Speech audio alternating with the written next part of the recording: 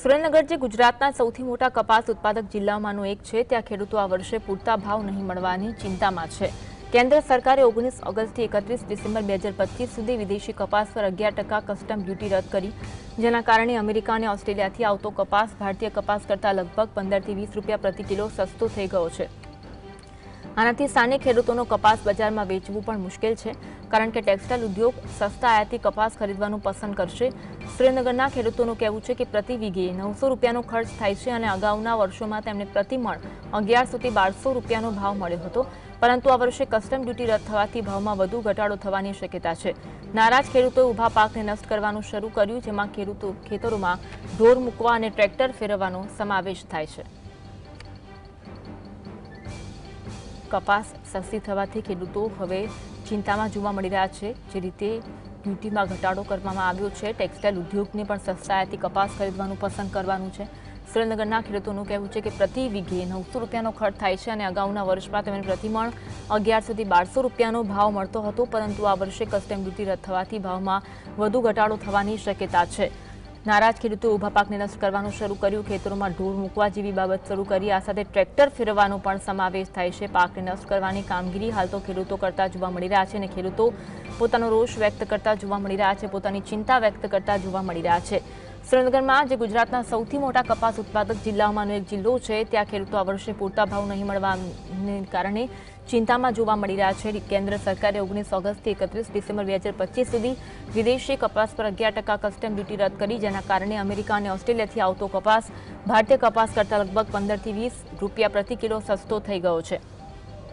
આનાથી સ્થાનિક ખેડૂતોના કપાસ બજારમાં વેચવું પણ મુશ્કેલ બનશે, કારણ કે ટેક્સટાઇલ ઉદ્યોગ સસ્તા આયાતી કપાસ ખરીદવાનું પસંદ કરશે.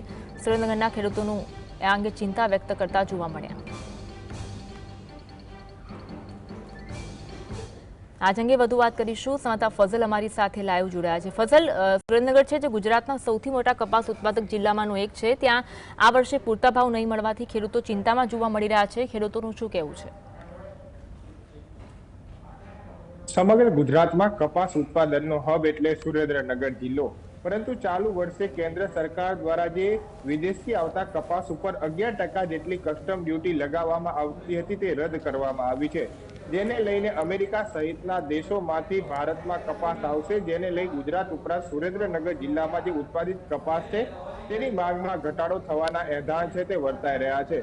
મુખ્ય કારણ એ છે કે જે અમેરિકાથી અને વિદેશથી કપાસ આવી રહ્યો છે તે 700 થી 800 રૂપિયા પ્રતિ મણ છે તે કંપનીમાં પડતો હોય છે, જેને લઈને કાપડ બનાવતી મિલો હોય, મોટા જીનિંગ હોય, તે વિદેશથી આવતો કપાસ છે તે ખરીદીનું સૌથી મોટું મહત્વ આપશે, જેને લઈને સુરેન્દ્રનગર જિલ્લાના ખેડૂતો દ્વારા ઉત્પાદિત કપાસ છે તેની માંગમાં ઘટાડો થશે.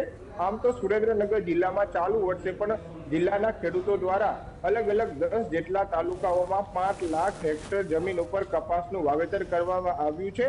સારું ઉત્પાદન આવશે તેવી આશા સાથે મોંઘા બિયારણો, મોંઘી દવાઓ અને મોંઘી મજૂરી કરી અને કપાસનું વાવેતર કર્યું છે, પરંતુ તે સમયે સરકાર દ્વારા વિદેશથી આયાત થતા કપાસ ઉપર કસ્ટમ ડ્યુટી ઉઠાવી લેવામાં આવતા ખેડૂતોમાં રોષ જોવા મળી રહ્યો છે. ખેડૂતો મહેનત કરે, મજૂરી કરે, ત્યારે એક વીઘે જ્યારે કપાસ ઉત્પાદન થાય ત્યારે 1200 થી 1300 રૂપિયાનો સુરેન્દ્રનગર જિલ્લાના ખેડૂતોને ખર્ચ થઈ રહ્યો છે. જ્યારે હવે તે વેચવા જાય ત્યારે 700 થી 800 રૂપિયા ભાવ મળે તે પ્રકારની શક્યતાઓ સુરેન્દ્રનગર જિલ્લાના ખેડૂતો દ્વારા વ્યક્ત કરવામાં આવી રહી છે, જેને લઈને હાલના તબક્કામાં સુરેન્દ્રનગર જિલ્લાના ખેડૂતો છે તે કપાસ ઉત્પાદન કરવાનું ટાળી રહ્યા છે. ઊભા કપાસમાં ઢોર ચરાવી રહ્યા છે, તો અનેક ખેડૂતો છે તે ટ્રેક્ટર ફેરવી રહ્યા હોય તે પ્રકારની ઘટનાઓ પણ બની રહી છે. ખાસ કરીને વઢવાણ અને મૂડી તાલુકાના ખેડૂતો છે તેમના દ્વારા આજે વહેલી સવારે જે ઊભો કપાસ છે તેમાં ટ્રેક્ટર ફેરવી નાખવામાં આવ્યા છે અને કોઈ પણ પ્રકારના કપાસનું ઉત્પાદન ન કરવાનો મક્કમ નિર્ણય છે તે કરવામાં આવ્યો છે, કારણ કે જે વિદેશથી આવતો કપાસ સસ્તો છે, જ્યારે સુરેન્દ્રનગર જિલ્લાનો કપાસ મોંઘો હોવાનું ખેડૂતો દ્વારા હાલ જણાવવામાં આવી રહ્યું છે. જી આભાર ફઝલ, જોડાવા માટે અને માહિતી